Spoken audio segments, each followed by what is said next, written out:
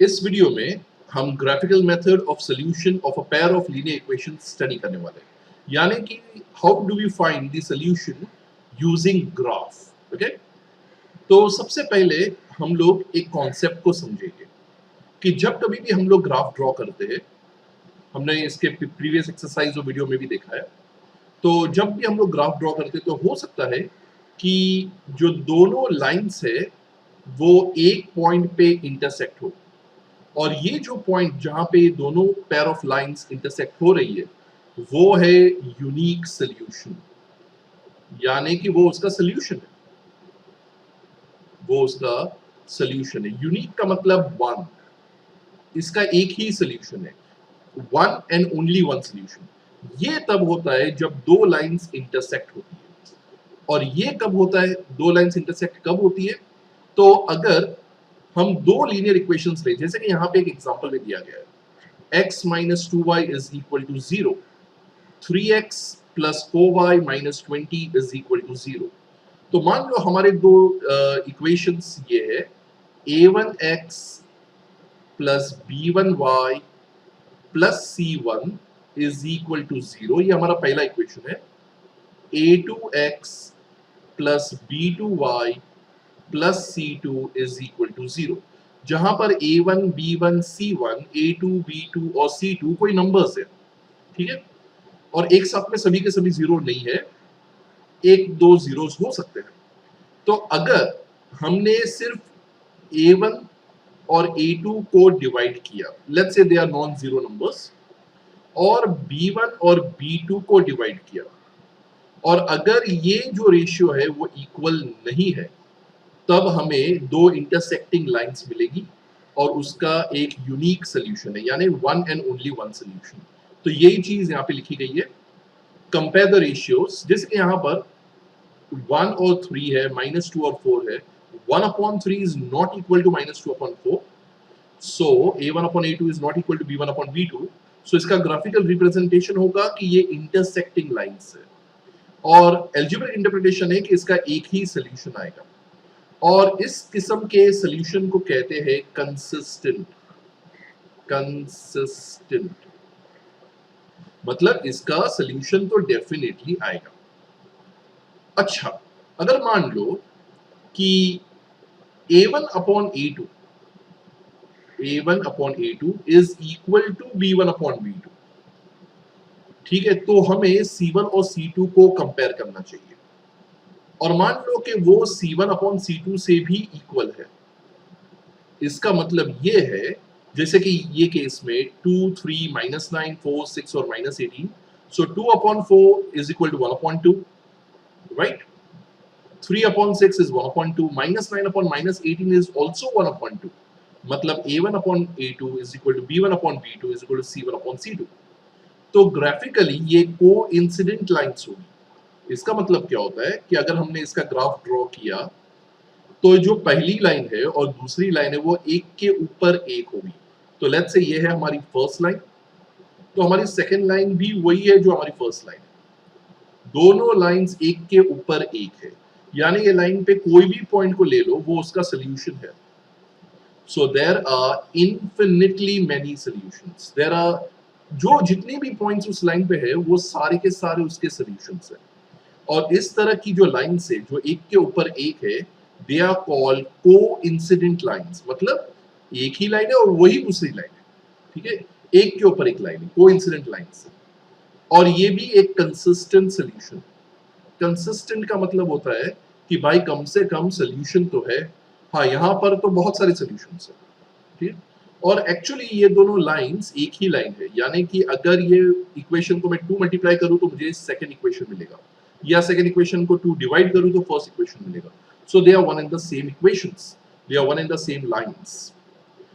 अच्छा, अगर a1/a2 is equal to b1/b2 but not equal to c1/c2, जैसे कि यहाँ पे मेंशन किया गया है, तो यहाँ पे देख सकते हैं 1/2 और 2/4 तो इक्वल है, लेकिन -4/-12 से इक्वल नहीं है, क्योंकि ये 1/3 आता है जबकि ये 1/2 है। सो a1/a2 is equal to b1/b2 but not equal to c1/c2, then the two lines are parallel।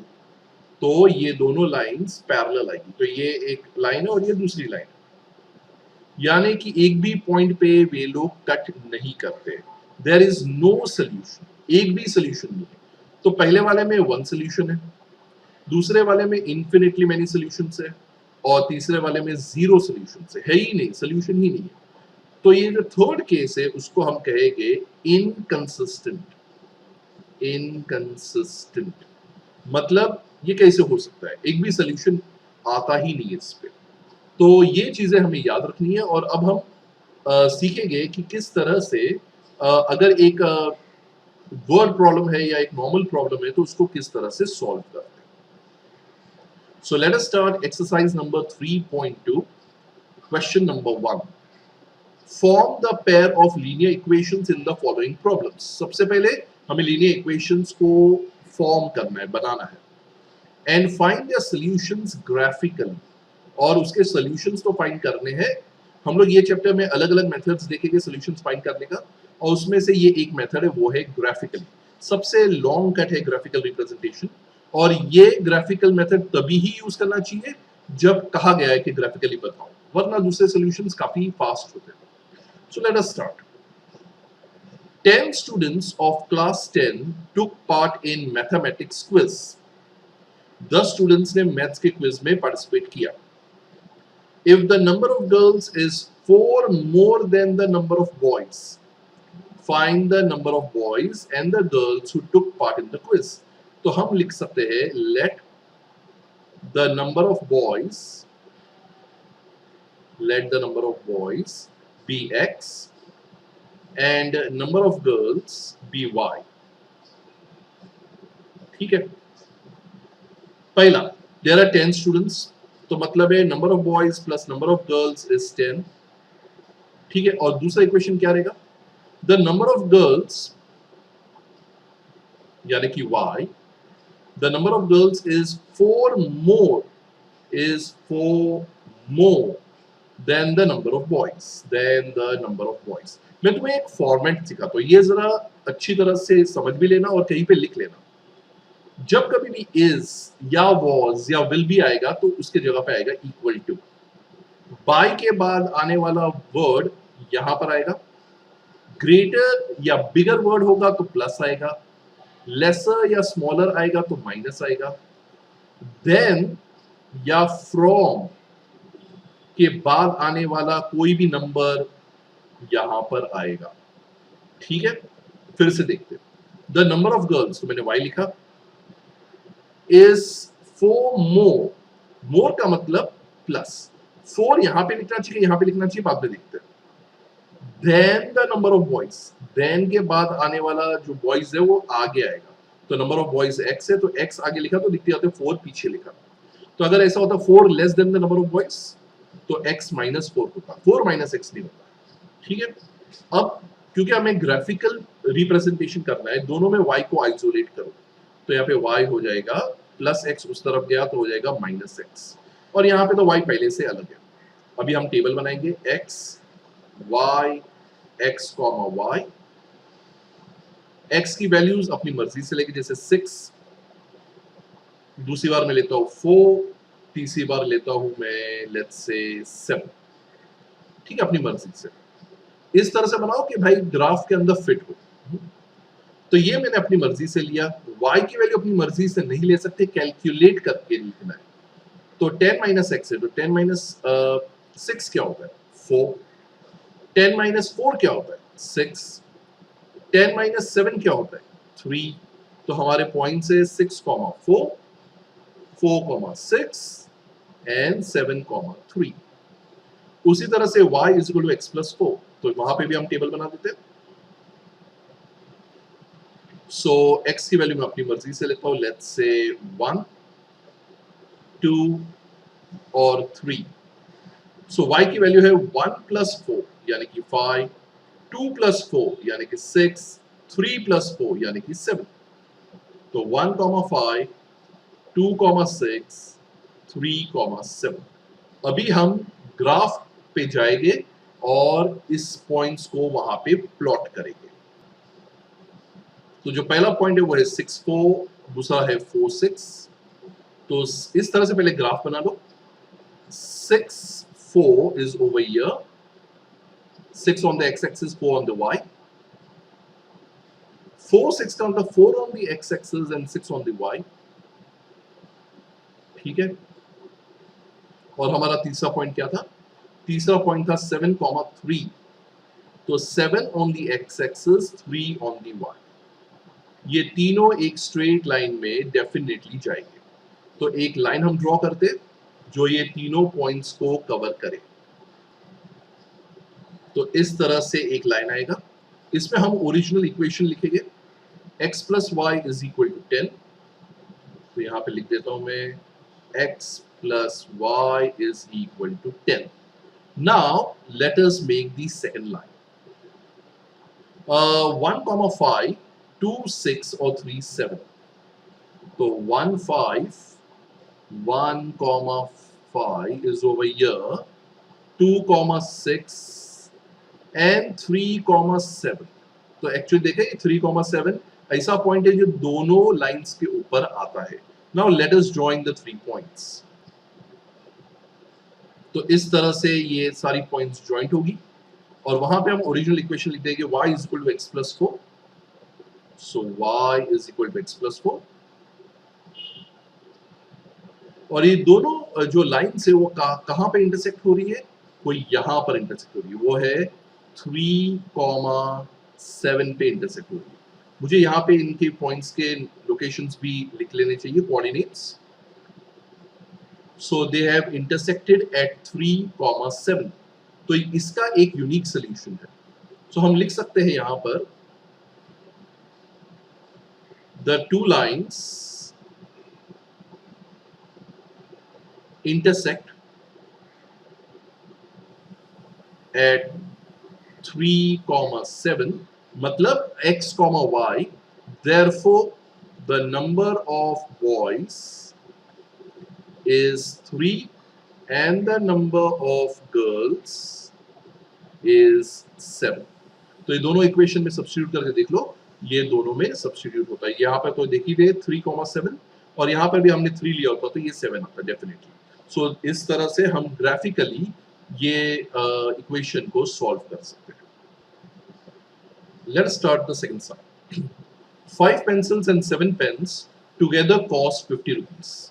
तो हम लिख सकते हैं let the cost of one pencil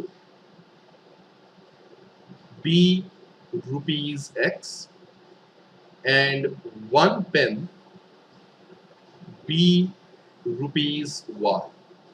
तो 5 pencils and 7 pen, 5 pencils and 7 pen cost rupees 50. ठीक है. While 7 pencils and 5 pen cost rupees 46. तो find करो कि एक पेंसिल और एक पेन कितने रुपीस की है. तो सबसे पहले हम y को आइसोलेट करेंगे दोनों तरफ. आइसोलेट का मतलब अकेला करना. Therefore 7y is equal to 50 minus 5x. Correct. और डिवाइडिंग 7 on both sides तो आएगा 50 minus 5x the whole upon 7. अब यहाँ पे 50 और 7 डिवाइड नहीं होता तो हम इसको स्प्लिट नहीं करेंगे. 50 upon 7 minus 5x upon 7 नहीं करेंगे. तो अब हमारा काम ये है कि इस तरह से कोई x की वैल्यू फाइंड की जाए ताकि y की वैल्यू फ्रैक्शन में ना आए. क्योंकि डिनोमिनेटर 7 है, हम लोग at the most 7 hit and trials कर सकते हैं. फॉर एग्जांपल पे 0 लिखूं, अगर x की वैल्यू 0 है तो 5 zeros 0 हो जाएगा. 50 minus 0 50 हो जाएगा. 50 upon 7 एक फ्रैक्शन रह जाता है. चलिए x की वैल्यू अगर मैं 1 समझता हूं तो ये होगा 5 1 जा 5.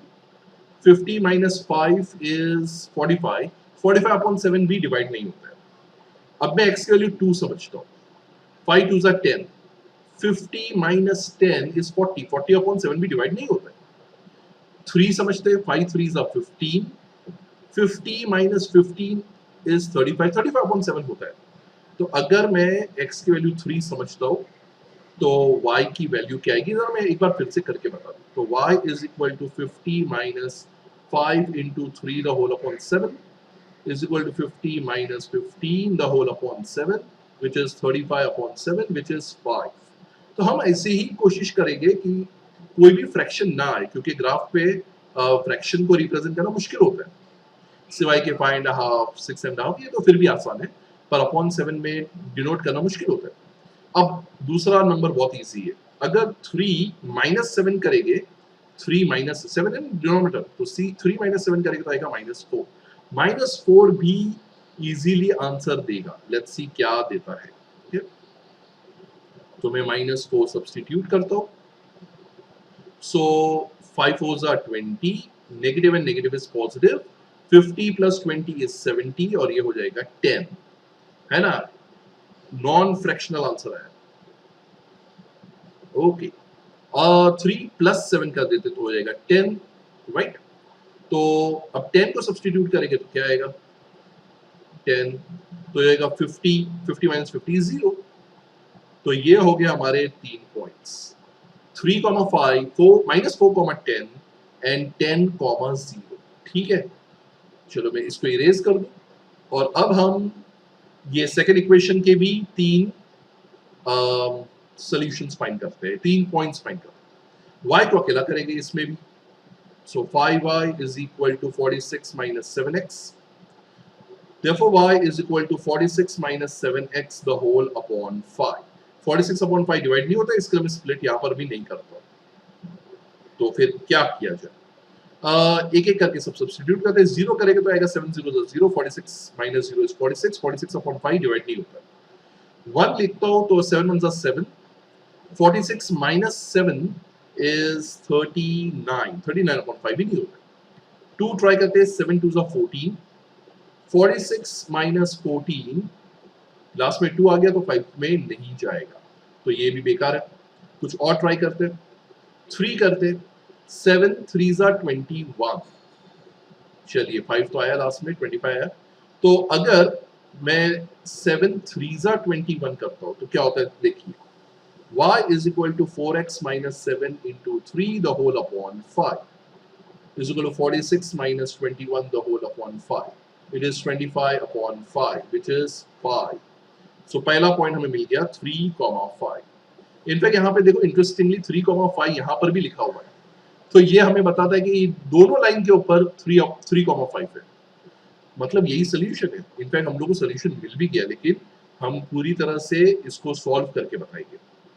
चलिए, क्योंकि अब ये बार डिनोमिनेटर 5 है, 3 + 5 करेंगे तो 8 आएगा और 3 - 5 करेंगे तो -2 आएगा, तो ये भी इजीली सॉल्व होगा। लेट अस सी कैसे। तो यहाँ पर मैं लिखता हूँ, इसको मिटा दूं पहले, तो यहाँ पर मैं लिखता हूँ 8, 7 8s are 56, सही है। What is 46 - 56, which is -10/5, which is -2। I hope कि मैंने कोई गलती नहीं की है, और अगर -2 सब्स्टिट्यूट करेंगे यहाँ पर, -2,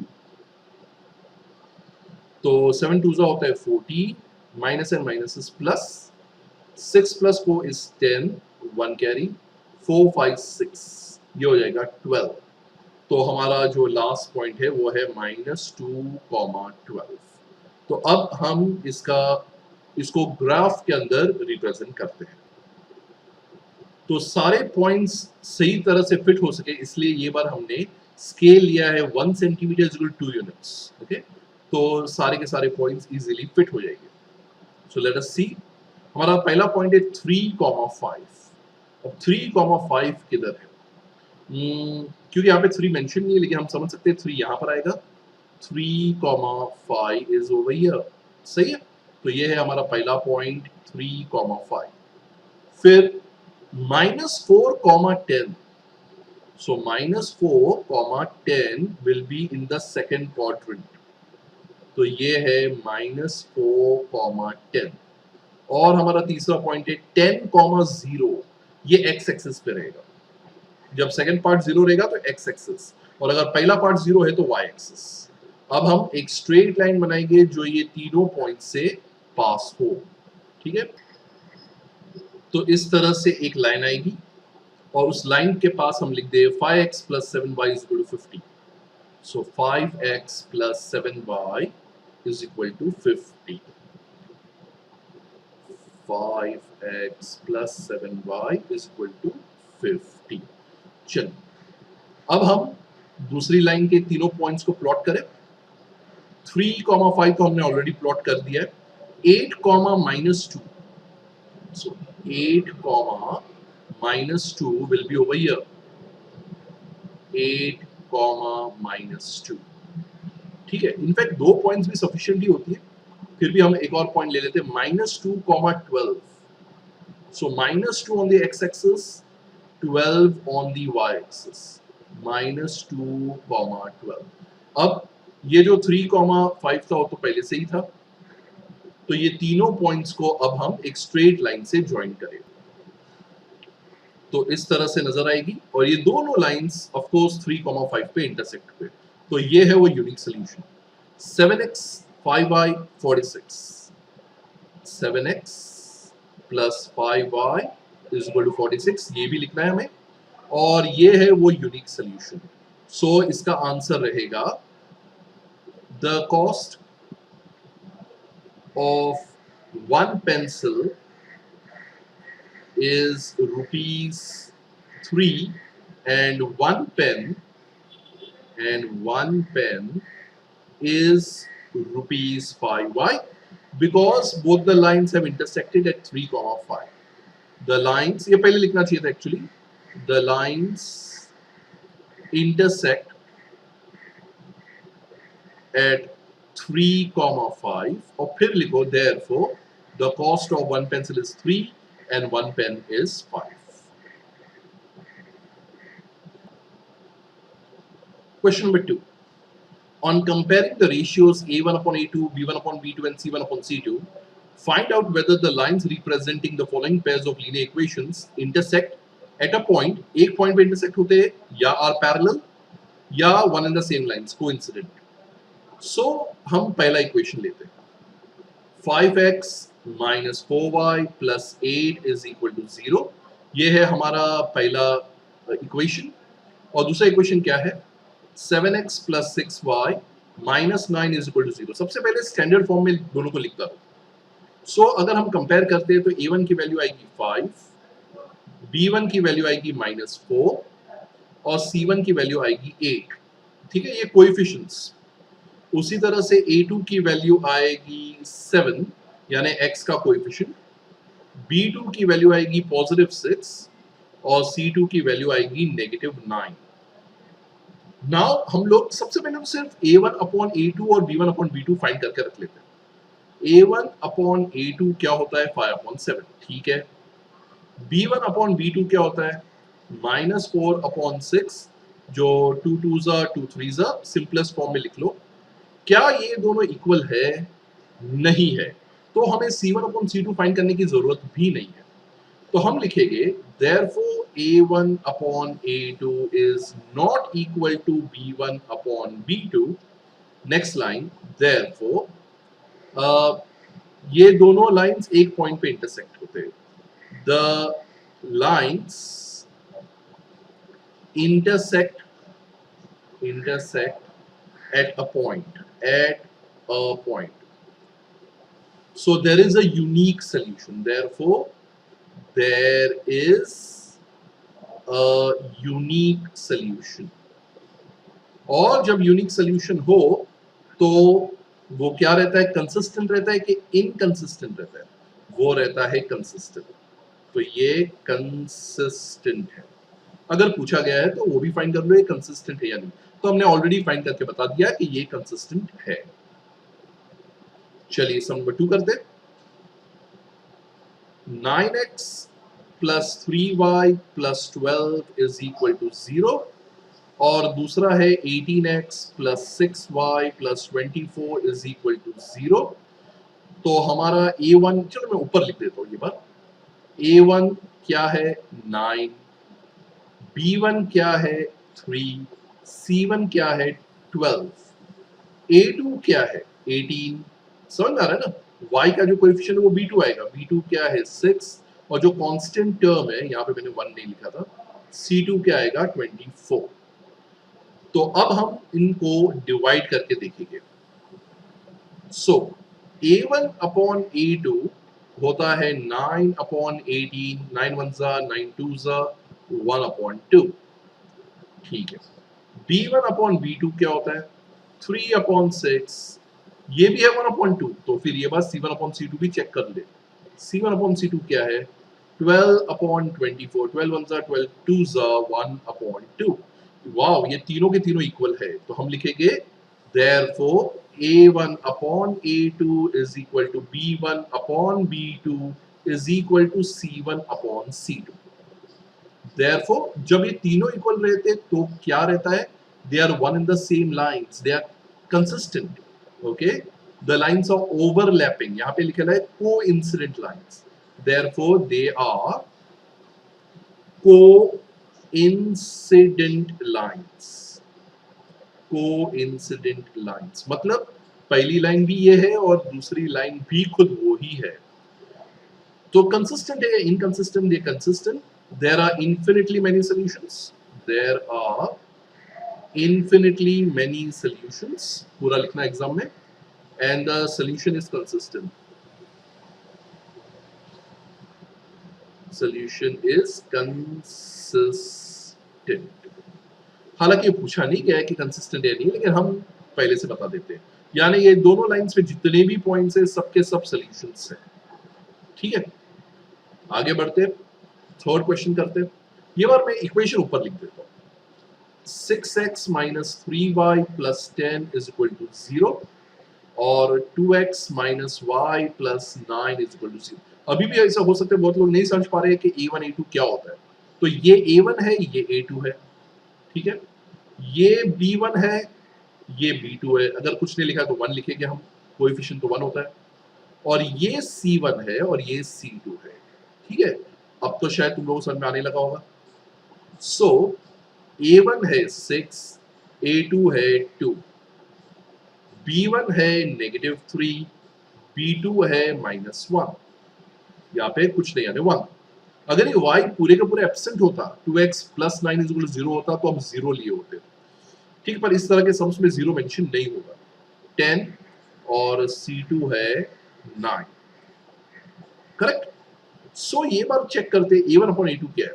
a1 अपॉन a2 है 6 अपॉन 2 यानी कि 3 अपॉन 1। b1 अपॉन b2 क्या है, b1 अपॉन b2 है -3 upon -1, minus minus cancel, 3 upon 1।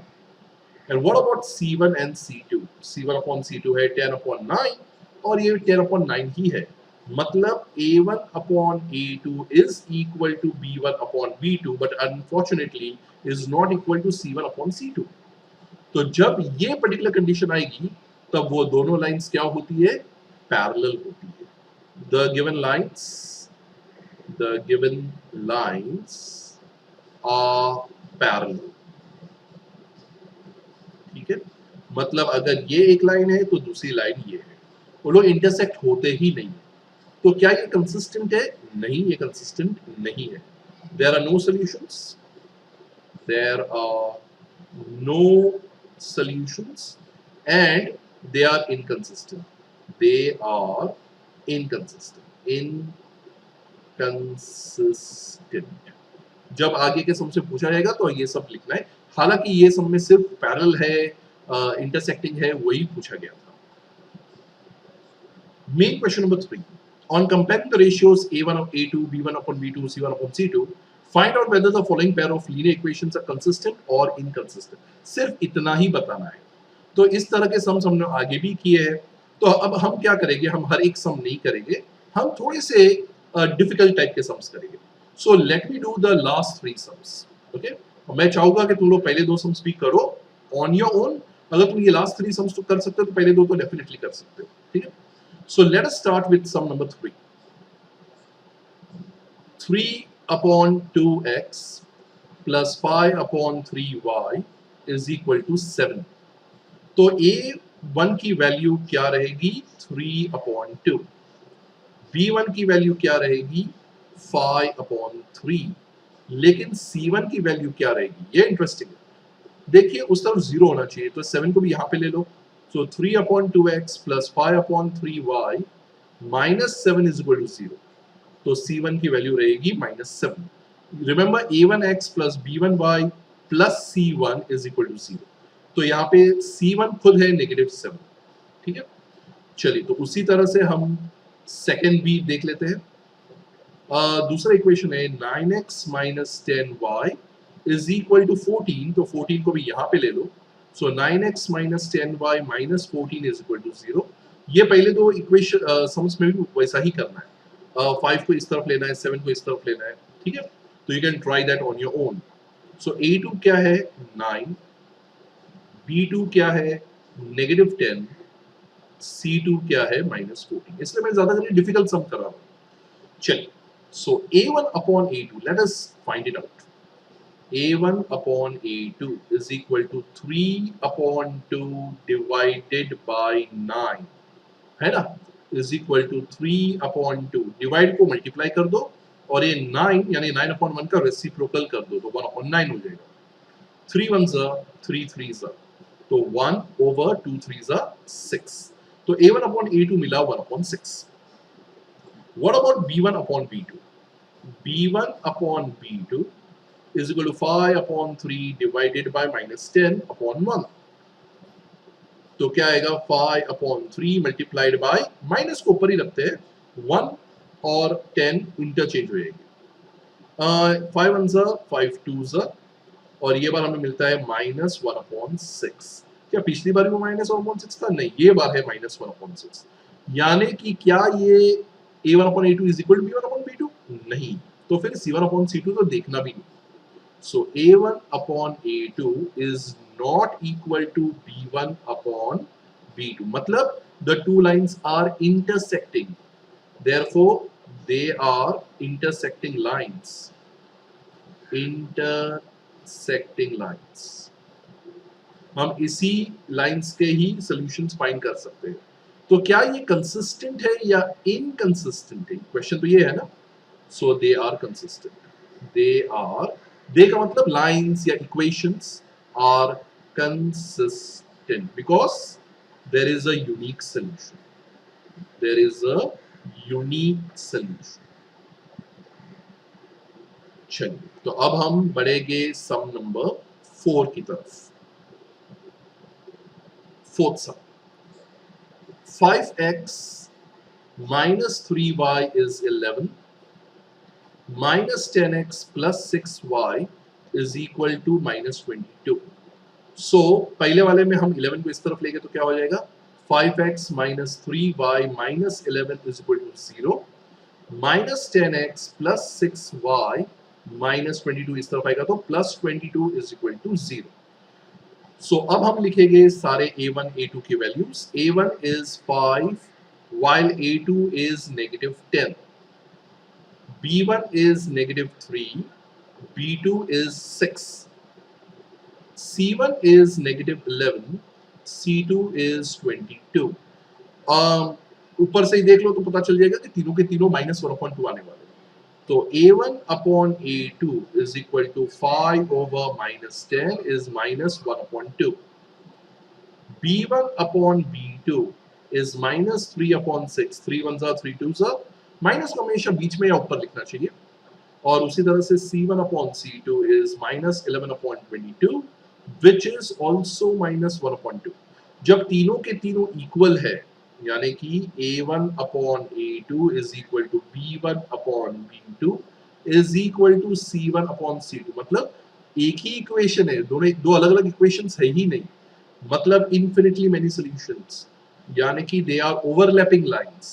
The equations या the lines are या they are overlapping. Overlapping भी लिख सकते हैं हम लोग. Overlapping की जगह पे हम एक और चीज लिख सकते हैं और वो है coincident. They are coincident lines.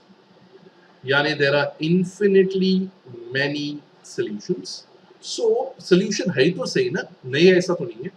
Therefore we will say they are consistent. The equations are consistent. सिर्फ जब parallel lines है और एक भी सोल्यूशन नहीं है, तभी है हम इनकंसिस्टेंट वर्ड यूज करेंगे। चलिए फिफ्थ सम करते हैं। So 4/3x plus 2y is equal to 8 है, तो मैं अभी से लिख देता हूँ माइनस 8 इज इक्वल टू 0, ठीक है ना। और 2x plus 3y minus 12 is equal to 0 लिख देता हूँ, instead of writing is equal to 12 फिर उस तरफ। So what are the values of a1 a2?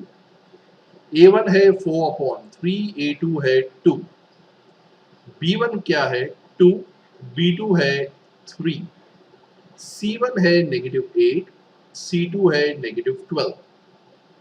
So a1 upon a2 is equal to 4/3 divided by 2/1, which is 4/3 multiplied by 1/2. Let me write it properly. So 2 ones are 2 twos are 2/3.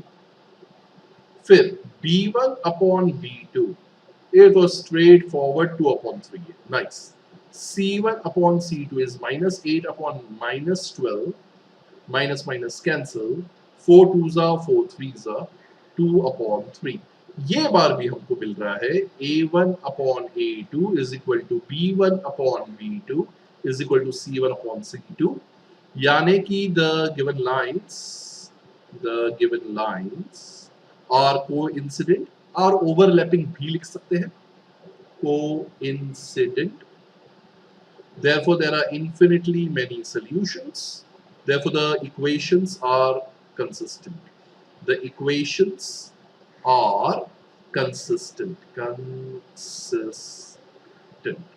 इसका मतलब ये है कि जो first और second सम है उसमें से हो सकता है कि कोई इनकंसिस्टेंट आएगा, तो लोग अगर ट्राई करेंगे तो तुमको पता चलेगा।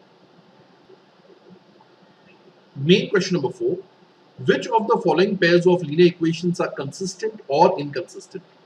If consistent, obtain the solution graphically. तो इसके अंदर हम सेकंड और थर्ड करते हैं, और मैं चाहूंगा कि तुम लोग फर्स्ट और फोर्थ अपने ओन से ट्राई करो। जितना अपने ओन से करोगे उतना ही तुम होशियार बनोगे, ठीक है। पर मैं बता दूं कि सेकंड और थर्ड कैसे करते हैं, ताकि तुम लोग फर्स्ट और फोर्थ भी अपने ओन से कर सको। So let us do sum number 2, ठीक है। तो सबसे पहले तो ये बताना है कंसिस्टेंट है या इनकंसिस्टेंट है, ठीक है।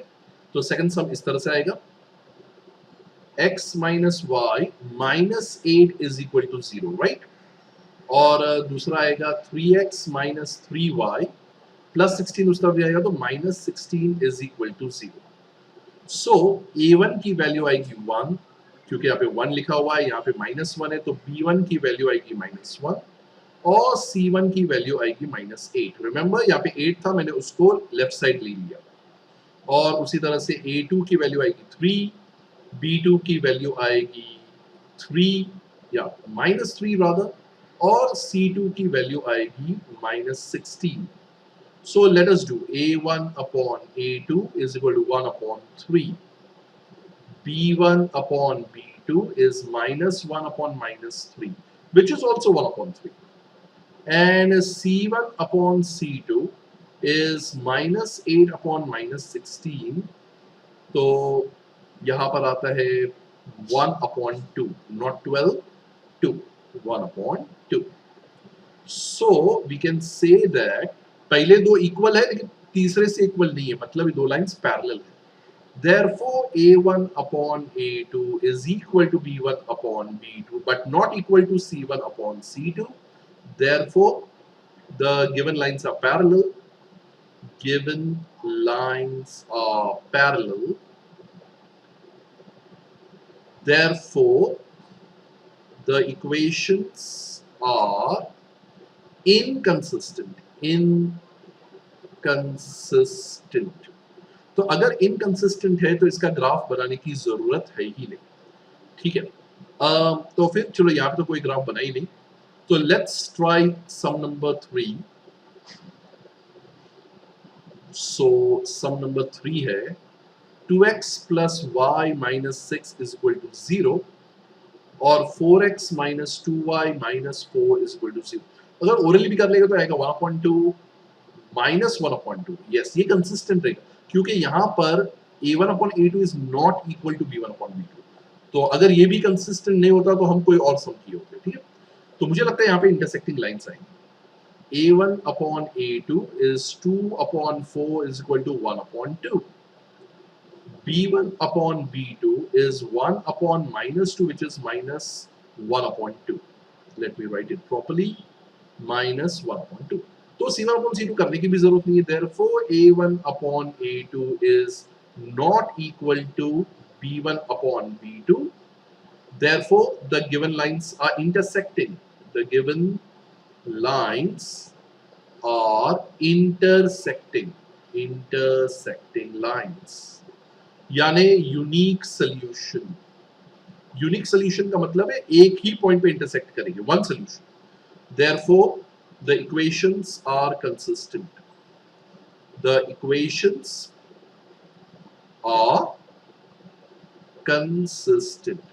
और अगर ये equations consistent है तो हमें ये ग्राफ बनाना है. So let us start. पहला लिखेंगे 2x plus y minus 6 is equal to 0. और थोड़े दूर में लिख देता हूँ 4x minus 2y minus 4 is equal to 0. So let us start. दोनों में हम y को आइसोलेट करेंगे बारी बारी. चलिए सबसे पहले यहाँ पे y को आइसोलेट करते हैं तो 2x उस तरफ जाएगा तो हो जाएगा minus 2x, minus 6 हो जाएगा plus 6. या हम इसको ऐसे भी लिख सकते हैं y is equal to 6 minus 2x. चलिए अभी x की वैल्यू अपनी मर्जी से, y की वैल्यू कैलकुलेटेड.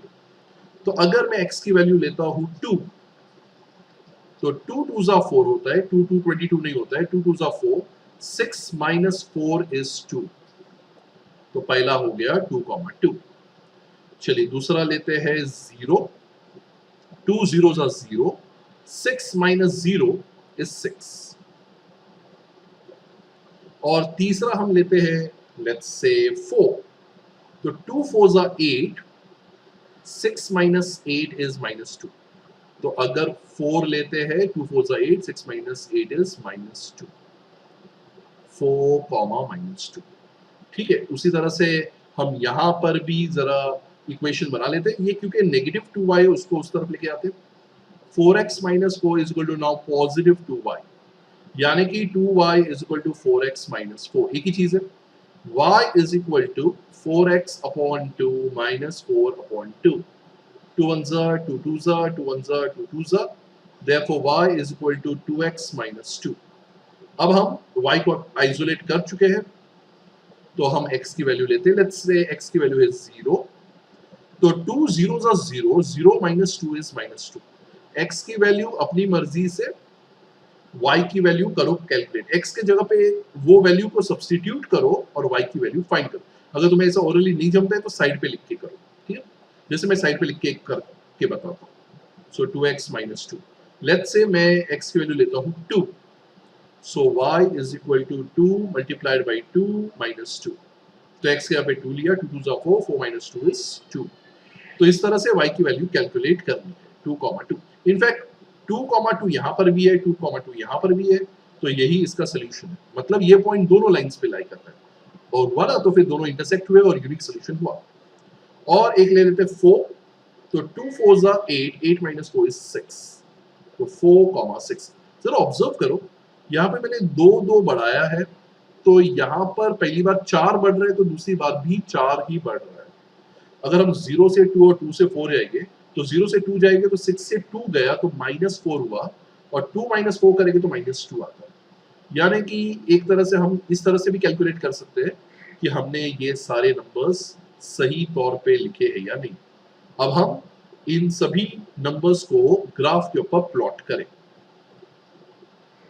सो पहला है 2 2 0 6. सो 2,2 is over here. 0 6 का मतलब ऑन द y एक्सिस. बहुत सारे स्टूडेंट्स यहीं पे कंफ्यूज होते हैं कि 0 6 x एक्सिस पे आएगा कि y एक्सिस पे आएगा. तो क्योंकि इसका x कोऑर्डिनेट 0 है वो y एक्सिस पे आएगा. और 4 minus 2, 4 and -2. और एक सिंपल हिंट है कि तीनों एक स्ट्रेट लाइन में जाएगी. अगर मैं 6,0 यहाँ पे इसको मार्क किया होता तो ये स्ट्रेट लाइन नहीं आई होती. तो ये भी एक हिंट है कि हमको पता चलता है. Let us join all the 3 points. तो इस तरह से ये एक लाइन दिखेगी और हम लिखेंगे 2x plus y minus 6 is equal to 0.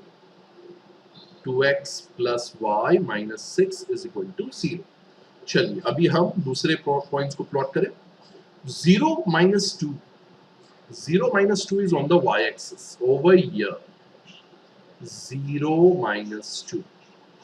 फिर नेक्स्ट पॉइंट है 2,2 जो ऑलरेडी प्लॉटेड है, 4,6। तो 2,2 इज ऑलरेडी प्लॉटेड, 4,6 यहां पर है, 4,6। तो ये तीनों को भी अब हम एक स्ट्रेट लाइन से ज्वाइन करें। तो इस तरह से एक लाइन आएगी, ठीक है, दोनों इंटरसेक्ट हो रहे 2,2 पे, और हम ओरिजिनल इक्वेशन लिखेंगे 4 minus 2 minus 4, 4 minus 2 minus 4, 4x minus 2y minus 4 is equal to 0। सो ये है वो सोल्यूशन, ये है वो unique solution. So therefore the lines intersect at 2,2। तो अगर वो इनकंसिस्टेंट होता तो हम ये लाइंस को ड्रॉ करते ही नहीं। So I want you all to solve the other two sums also on your own. So let's go to question number 5। Half the perimeter of a rectangular garden whose length is 4 more than its width is 36 meters, find the dimensions of the garden। और क्योंकि ये सारे जो sums है वो graphical method से, इसको भी हम ग्राफिकल मेथड से करेंगे। हालांकि यहाँ पे मेंशन नहीं किया गया है कि ग्राफिकल मेथड ही यूज करना है, but still will do this by graphical method. हम लिखेंगे let the length of the rectangle या of the rectangular garden, of the rectangular garden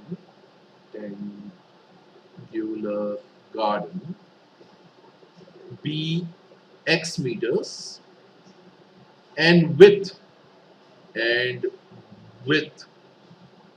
be y meters। ठीक है, half the perimeter of the rectangular garden is 36। ठीक है, इस तरह से इसको पढ़ना है। Half the perimeter of the rectangular garden whose length is 4 more than its width is 36 meters। अच्छा, पेरीमीटर क्या होता है? पेरीमीटर का फॉर्मूला होता है 2 times length plus width। Breadth और विड्थ एक ही होता है। सो half the perimeter is 36। अगर half the perimeter is 36 तो पेरीमीटर उसका डबल होगा। ठीक है, अगर मैं दोनों तरफ हाफ कर दूं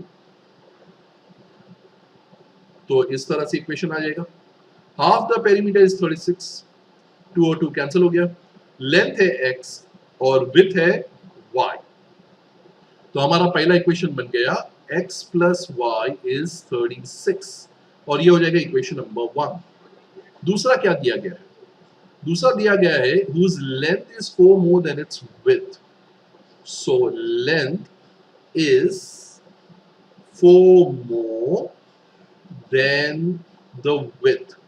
अभी मैंने थोड़ा टाइम पहले ही सिखाया था इसी वीडियो में, लेंथ x है, इज यानी इक्वल टू 4 मोर यानी 4 प्लस, देन के बाद आने वाला वर्ड आगे आएगा विथ y है। So x is equal to y plus 4, या y को इस तरफ ले लो तो इस तरफ ले लो, ये हो जाएगा इक्वेशन नंबर 2। अब ये दोनों इक्वेशंस को हम ग्राफिकली सॉल्व करेंगे। ऑफ कोर्स नॉन ग्राफिकली भी कर सकते हैं, यहाँ पे कोई मेंशन नहीं किया गया है, लेकिन हम इसको ग्राफिकली सॉल्व करेंगे। तो ग्राफिकली सॉल्व इस तरह से होगा कि y आइसोलेट हो जाएगा और ये हो जाएगा 36 प्लस x उस तरफ जाएगा तो हो जाएगा माइनस x, और यहाँ पर 4 को इस तरफ ले लो तो y हो जाएगा x माइनस 4, यानी कि इस तरह से मैं लिख लेता हूँ। अब हम दोनों के पॉइंट्स को फाइंड करेंगे। सो लिखेंगे x y x y। अगर लेट्स से इसका हाफ पे हम लोग जाते हैं तो 36 माइनस 18 करेगा तो 18 आएगा। तो अगर x की वैल्यू 18 है, x की वैल्यू 18 है, 36 माइनस 18 भी 18 होगा। तो हमारा पहला पॉइंट है 18,18। ठीक है, और अगर x की वैल्यू 0 लिखेंगे तो 36 माइनस 0 क्या होगा? 36। तो 0,36। और अगर x की वैल्यू 36 लिखता हूं तो 36 माइनस 36 0 होता है, तो 36,0। तो उस हिसाब से हमें अपना ग्राफ का स्केल भी बनाना होगा। ठीक है, चलिए दूसरे का भी हम टेबल बना के रख लेते हैं। ये बार बहुत ही स्ट्रेट फॉरवर्ड है x माइनस 4, लेकिन हम क्या करेंगे क्योंकि स्केल काफी अब बड़े नंबर्स वाला है, तो यहाँ पर भी हम छोटे नंबर्स नहीं लेंगे। दूसरी बात है ये सारे के सारे इवन नंबर्स है, तो हम इवन नंबर्स को ही देखेंगे तो अच्छा है। सो लेट्स से 18 अगर मैं लेता हूँ 18, ओके, सो अगर x की लेट्स से या तो 20 लेते हैं, 20 माइनस 4 क्या होता है 16, तो ये एक अच्छा पॉइंट रहेगा 20, 16, ठीक है। 24 अगर लूंगा तो क्या आएगा 24 माइनस 4 इज 20, ठीक है। तो ये सारे नंबर्स भी 0 और 36 के बीच में ही लाई करेंगे तो अच्छा है। और अगर मैं लेता हूँ लेट्स से 20 हो गया 24 हो गया, ये नंबर्स तो बड़े होते हैं, तो 16 ले लेते, 16 माइनस 4 हो गया 12, ठीक है। तो अब हम अपने ग्राफ की तरफ जाते हैं और वहां पे 4 का टेबल लिखते हैं। 18 ऑफ कोर्स 4 के टेबल में नहीं आएगा, लेकिन वो दो 4 के टेबल के बीच में डेफिनेटली आ जाएगा। सो हम 4 के टेबल के साथ एक ग्राफ बनाते हैं।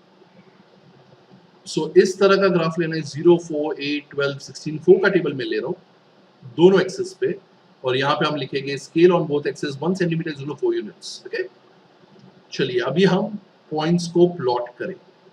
तो 18, पहला ही पॉइंट 18, कैसे आएगा, तो 18 दिखती बात है 16 और 20 के बीच में आएगा, ये 18 है, ओके। और यहां से भी हमें 18 चाहिए, तो दिस वुड बी 18, ठीक है। यहां पर भी 16 और 20 के बीच में 18 आता है, तो 18, यहां पर आएगा। फिर 0, 36 और 36, 0, so 36, 0 is over here, this is 36, 0, और 0, 36 कहां पे आएगा 0, 36 यहां पर। जितने भी पॉइंट्स हमने लिए वो बराबर ग्राफ पे फिट होने चाहिए, स्केल अकॉर्डिंगली ही लेना है। चलिए अभी हम एक स्ट्रेट लाइन पास करते हैं, तो हमारी स्ट्रेट लाइन इस तरह से आएगी। वहां पे हम इक्वेशन भी लिख देते हैं, x plus y is 36, so x plus y is 36। चलिए उसी तरह से हम दूसरे पॉइंट्स को प्लॉट करें, 20, 16, 20, 20 यहाँ पर और 16 यहाँ। मुझे लगता है यही इसका सोल्यूशन हो जाएगा, है ना। 20, 16 lies on the first line, so 20, 16 would be the answer. दूसरे पॉइंट्स भी प्लॉट कर लेते हैं, 24, 20, so 24, 20 is over here, 24, 20, और एक है वो है 16, 12, 16, 12। हम तीन पॉइंट इसलिए बनाते हैं ताकि हमको कंफर्म हो जाए कि ये तीनों स्ट्रेट लाइन में है। So 16, 12, so let us draw a straight line passing through all three of them। तो इस तरह से एक स्ट्रेट लाइन बनेगी, और स्ट्रेट लाइन पे हम उसका इक्वेशन लिख ले, और वो है x is equal to y plus 4, so x is equal to y plus 4। so what is the solution, where have they intersected, they have intersected at 20, 16, so this is the point of intersection 20, 16। ये x, y है, और x क्या था length था, और y क्या था width था। so what is the answer, the answer is the two lines intersect at 20, 16, ठीक है। प्लस करके देख लो, 20 plus 16 is 36, और 20, 16 तो इस पे था ही। therefore the length of the rectangle, the length is 20 meters and the width or the breadth is 16 meters, ठीक है। तो ये ग्राफिकल सॉल्यूशन था। अगर ग्राफिकल सॉल्यूशन नहीं करते तो और भी फास्ट होता इसका सॉल्यूशन फाइंड करना। Question number 6, given the linear equations 2x plus 3y minus 8 is equal to 0। तो एक लीनियर इक्वेशन हमको दिया गया है, write another linear equation in two variables such that the geometrical representation of the pair so formed first is an intersecting line। तो हमें यहाँ पे एक और इक्वेशन लिखना है, ड्रॉ नहीं करना है ग्राफ, लेकिन वो दोनों लाइन यानी ये लाइन और हमारी लाइन इंटरसेक्ट हो। तो a1 की वैल्यू क्या है 2, b1 की वैल्यू क्या है 3, और c1 की वैल्यू क्या है -8। तो the lines are intersecting, okay, intersecting lines, intersecting line. इसका मतलब क्या? इसका मतलब ये है कि a1 upon a2 is not equal to b1 upon b2। तो हम b1 और b2 की इस तरह के वैल्यूज ले ताकि 2 upon that number should not be equal to 3 upon b2। Therefore taking a2 not a1 तो पहले से दिया है, a2 को चलो मैं 3 ले लेता हूँ और b2 को मैं ले लेता हूँ -3। तो a1 2 है, a2 3 है, 2 upon 3 is 2 upon 3, 3 upon -3 is -1, and taking c2 as any number, so I'm just taking 10, ठीक है? So the required equation is 3x minus 3y plus 10 is equal to 0 because a1 upon a2 will not be equal to b1 upon b2। या हम पहले ये लिख सकते हैं taking a2 as this, b2 as this and c2 as this, a1 upon a2 is not equal to b1 upon b2। तो ये एक ओपन एंडेड क्वेश्चन है, इसके बहुत सारे सोल्यूशन हो सकते हैं, तुम एक दूसरा कोई सोल्यूशन भी लिख सकते हो इसके लिए। चलिए उसी तरह से पैरेलल लाइंस आएगा तो क्या लिखना है? तो सबसे पहले ये तो लिखना ही है, यहां तक तो लिखना ही है। पैरेलल लाइंस उसको बोलते हैं जिसमें if the lines are parallel, if lines are parallel, ये याद रखना है कि लाइंस पैरेलल होगा तो क्या होगा? तो ये होगा a1 upon a2 would be equal to b1 upon b2 but would not be equal to c1 upon c2। so we take a2 की वैल्यू 2 है तो उसका डबल लिख डालते हैं 4। b2 की वैल्यू क्या करेंगे? 3 का डबल ले लेंगे 6। लेकिन C2 की वैल्यू डबल नहीं होनी चाहिए, तो -8 का डबल -16 होता है, -16 को छोड़कर कोई भी नंबर ले लूंगा, फिर से 10 ही ले लेता हूँ। So the required equation is 4x plus 6y is equal to 10 या plus 10 is equal to 0 तो ज्यादा बेटर होगा, plus 10 is equal to 0। तो अगर तुम लोग चेक करो तो 1/2 आएगा a1 upon a2, 1/2 आएगा b1 upon b2, but c1 upon c2 1/2 नहीं आएगा। और उसी तरह से अगर हम कोइंसिडेंट लाइंस करें तो उसके अंदर तीनों इक्वल आते हैं। So if the lines are overlapping या coincident, a1 upon a2 is equal to b1 upon b2 is equal to c1 upon c2। तो taking a2 वही लेते, डबल लेते 4, b2 डबल लेते 6, किसका डबल? ओरिजिनल b1 का डबल, ओके। और c1 का डबल अब लेंगे हम क्योंकि a बार इक्वल है, तो c2 क्या रहेगा? Double of 8, double of -8 is -16। तो अगर हम ये तीनों नंबर्स यूज करेंगे तो वो एक ही इक्वेशन हो जाएगा, सेम हो जाएगा। हम ट्रिपल भी ले सकते थे, तो 2 का ट्रिपल 6, 3 का ट्रिपल 9, -8 का ट्रिपल -24, लेकिन 0 नहीं लेना। So the required equation of the line is 4x plus 6y minus 16 is equal to 0, then the two lines will be coincident। Question number 7. Draw the graphs of the equation x minus y plus 1 is equal to 0, 3x plus 2y minus 12 is equal to 0. Determine the coordinates of the vertices of the triangle formed by these lines and the x-axis and shade the triangular part। So क्या होता है ये देखते हैं। x minus y plus 1 is equal to 0। y को अकेला करो तो नेगेटिव y को उस तरफ लेके आएंगे तो पॉजिटिव हो जाएगा और यहाँ पे x plus 1 बचेगा, यानी कि y is equal to x plus 1। और उसी तरह से 3x plus 2y minus 12 is equal to 0। y को अकेला करेंगे तो 2y पहले अकेला होगा, 12 उस तरफ जाएगा तो आएगा -12, प्लस 3x उस तरफ जाएगा तो आएगा -3x, dividing 2 on both sides, तो 12/2 minus 3x/2। देखो ये बार 2 और 12 कैंसिल होता है इसलिए हमने इसको स्प्लिट करके लिखा, वरना हमने द होल अपॉन 2 लिखना था, ठीक है। तो ये बार x और y की वैल्यू क्या रहेगी देखते हैं। पहले हम फर्स्ट पार्ट फिर से करते हैं। X y x comma y. अगर x की वैल्यू है लेट्स से 5, तो 5 प्लस 1 होता है 6, तो पहला आएगा 5 कॉमा 6। x की वैल्यू अगर है 4, तो 4 प्लस 1 होता है 5, तो हो जाएगा 4 कॉमा 5। और x की वैल्यू अगर है 2, तो 2 प्लस 1 होता है 3, तो ये हो जाएगा 2 कॉमा 3। उसी तरह से ये बार हम x की वैल्यू इवन नंबर्स लेंगे, वरना ये 2 से कैंसिल नहीं होगा और आंसर डेसिमल में आ जाएगा। सो x y x comma y। सो क्या लेके देखते हैं, मैं 2 लेके देखता हूँ पहले। सो यहाँ पे मैं इसको रफ में सॉल्व करता हूँ। y is equal to 6 minus 3 into x, x की वैल्यू है 2, 2 अपॉन 2, 2 वन ज़ा 2 वन ज़ा, 3 माइनस 1 होता है 3, 6 माइनस 3 होता है 3। सो इन फैक्ट हमें यही बार भी मिल गया 2,3 विल बी द सोल्यूशन।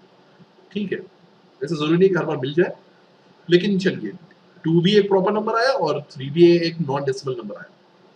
फिर मैं 4 लेता हूँ, कोई भी इवन नंबर लेंगे तो 2 से डिवाइड होगा, दैट्स इट, और कुछ नहीं।